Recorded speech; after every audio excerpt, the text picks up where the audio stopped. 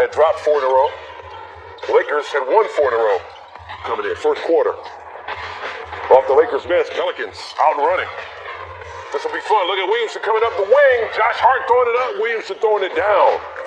He had 11 points and 7 rebounds in the first half.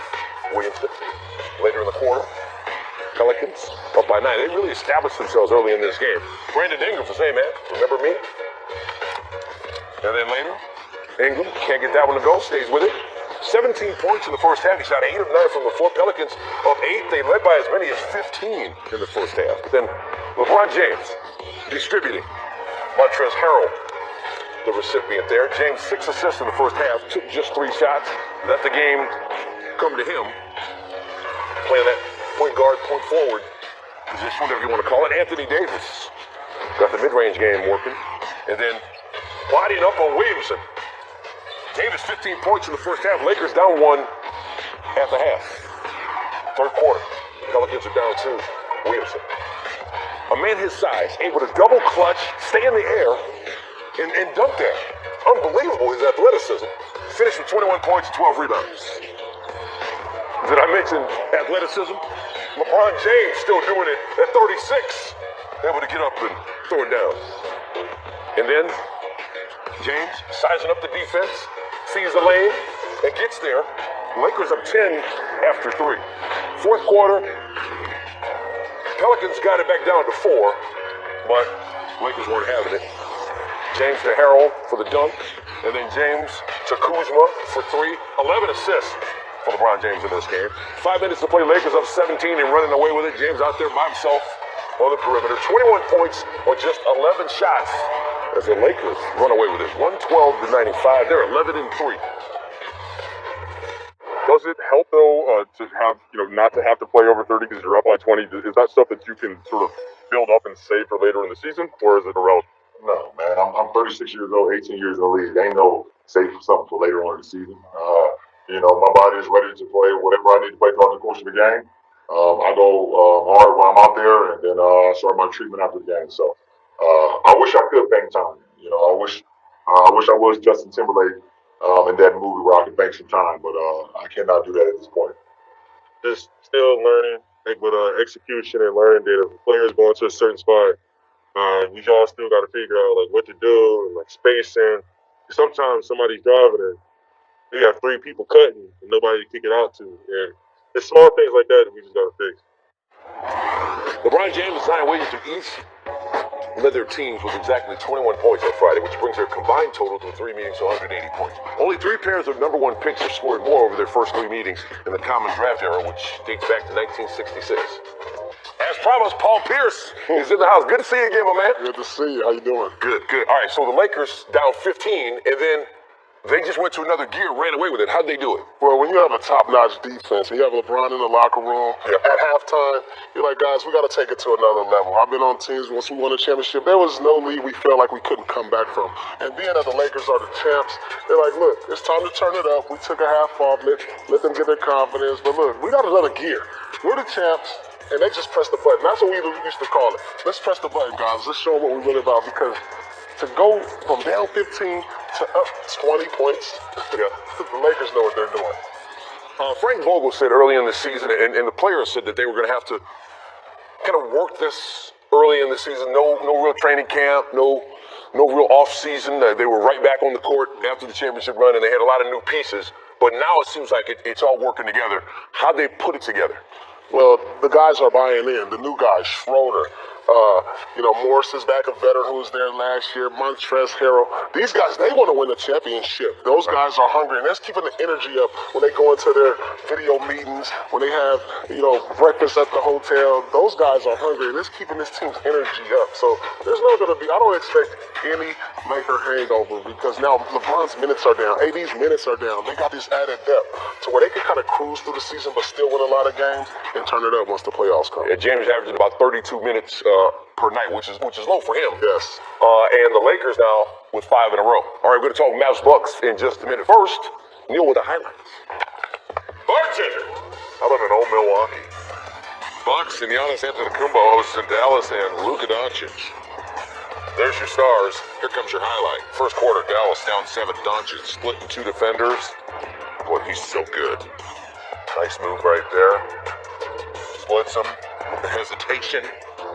Milwaukee was up 7 after 1. Let's go to the second quarter. Antetokounmpo. Face full of Opa for Willie Cauley-Stein. Bucks up 10 there. Then Doncic to Wes Iwundu. In the corner 3, Doncic had 10.7 assists in the first half. Antetokounmpo had 16 in the first half. Milwaukee up 7 at the break. Skip the third quarter, go to the fourth quarter. We got 4 minutes left to play. The Bucks are up 1. Antetokounmpo pulls up for the 3. He was 2 of 5 from 3. He was 1 of 10 from the free throw line. Come on, man. Ensuing Mavs possession. Doncic averaging a triple-double over his last 6 games. He was a rebound shy of that in this one. Bank open there, and then James Johnson. He doesn't have to call me Johnson. And the Mavs take a 1-point lead. Bucks have, the Mavs have had the Bucks number. Beat them 11 of the last 14 times. Chris Middleton stands watching the game and goes, the 2 biggest buckets in this game were Chris Middleton's threes. They better be in the highlight. They're in the highlight. Chris Middleton goes 4 of 9 from 3, has 25. Mavs call a timeout. All right, here we go. They've got 1 timeout left. Now, entering the final minute of play, Doncic 1 of 6 from 3, under 30 seconds to play. Mavs down 2. Trey Burke shoots the 3. Cauley-Stein, offensive rebound. He finds Porzingis. After Burks to Porzingis. Notice Doncic did not touch the ball, and afterwards said, hey, what about that timeout? Had the timeout, did not use it. Rick Carlisle says, hey, we'll handle that internally. You can see Doncic frustrated. Okay, we got under 2 seconds. One of the Lopez brothers at the free throw line. That's Brooke. Misses. Doncic. Off the board, no good. Antetokounmpo 31, Doncic 28 and 13. The Bucks 112-109. We'll show him bodies. He wasn't able to get the easily 2-step back that he loves to do. We just made him pass the ball. It's hard. You got to be locked in for 48 minutes. But I think Drew, everybody behind Drew, did a great job, switching. When it was going downhill, we were right there. We played bad. I'm going to say that. I think we played bad. It wasn't our good game. But, we hang up there. We had a chance to go up in that situation. So I think we did some good things even on a bad night. Great player, great sweatshirt. Entering Friday's game, the Bucks had outscored opponents by over 11 points per game and had played just 1 clutch time game. Their 3-point win over the Mavs is their first clutch time win of the season, becoming the last team in the league to win a game in clutch time this season. Clutch time is their new word. All right, so they get the clutch time win. It's a close game, Paul. Mm-hmm. And Giannis Antetokounmpo is 1 for 10 from the free throw line. How much of a concern is that for you? Well, that has to be a huge concern. This was the concern last year about the Bucks and why people didn't pick them to go to the finals or win it last year, because down the stretch you had to wonder, could Giannis make free throws? Could he be that guy? And you see this year, this is their first clutch time win. And thanks to their defense down the stretch on Luka Doncic, and then Middleton coming up with some big threes, that was the biggest question. Who's going to be the closer for Milwaukee? Middleton showed that tonight, but we all know that the ball is going to be in their best player's hands, and can he deliver it? If you can't make free throws and you can't knock down shots, open shots or 3-pointers, that's going to be a big concern come playoff time for your best player. There he is, working it out. 72% for his career, but his numbers have been dropping at the free throw line over the last 5 years. He's still an MVP-type player, though. Luka Doncic picked by a lot of critics NBA analysts as the MVP frontrunner this season. You still going with that? Well, he's well on his way, as you see the numbers tonight. Close to averaging a triple-double. If he can get a few more wins toward the end of the year to where you got the Dallas Mavericks sitting in the top 4 position, then yes, because the numbers are going to be there for him. But to the victor goes the spoils. And we all know, if you don't win a lot of games, then you won't get that MVP trophy. It may end up in the hands of LeBron with the Lakers being in first place. Yep. We'll see. Doncic does a lot of things well. Absolutely. He's fun to watch, man. I enjoy watching him every night. It's good to see Porzingis back also. He should give them a big lift. Good to see you, too. It's the truth and nothing but the truth. There's a restaurant next door to our studio here called Shaquille's, or Shaquiles, as my wife put it. She's not a huge sports fan. Shaq's beloved by Laker Nation. Rings do that, so the restaurant a block from where the Lakers play makes sense. Now, James Harden opening a restaurant in Houston. That's a tougher one to swallow. The steakhouse is named 13, Harden's number with the Rockets. Except now he's wearing 13 for the Nets. 13, the Chop House, is scheduled to open this month. It's getting reviews already, and one comment reads, doesn't quite have that championship taste. Will 13 deliver? After the bubble, after that loss, just wanted to reevaluate my career and the team and the direction that the organization was going. And, you know, as time went on and free agency and things like that started to go on, it was like, well, I felt like we didn't have a chance, you know. And so I think at the point of my career, it's not about money, it's not about anything else but having a chance of reaching the ultimate goal is to winning at the highest level. From your post-game comments after the Lakers lost to what your teammates were saying about you as far as being disrespectful, it got pretty ugly at the end of your tenure in Houston. Is there any part of you that regrets the way that it ended? I wasn't disrespectful to anyone. Those guys, I just got there, Houston. I've been there for a very long time. I've been through all the ups and downs, with that organization. And I wasn't disrespectful towards anyone. You know, I just made a comment. So there was some things I felt like out of my character, but the ultimate goal was to get somewhere, where I can compete. And here I am in Brooklyn. You know, I have nothing but love and respect for that organization, that city, and everything that they've done for me and my family.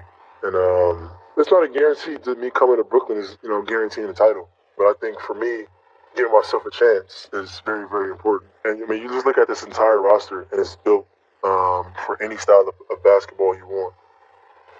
And then the coaching staff, who knows the game of basketball at a high level. You just add that all together, and it's like that's a legit chance right there. It was a no-brainer for me. All right, so after all, we couldn't let Paul go without talking about this. Okay, so now you got James Harden added to a team with Kyrie Irving, we think, and Kevin Durant, all ball-dominant players. Yeah. Let's talk about on the court first. How's this going to work?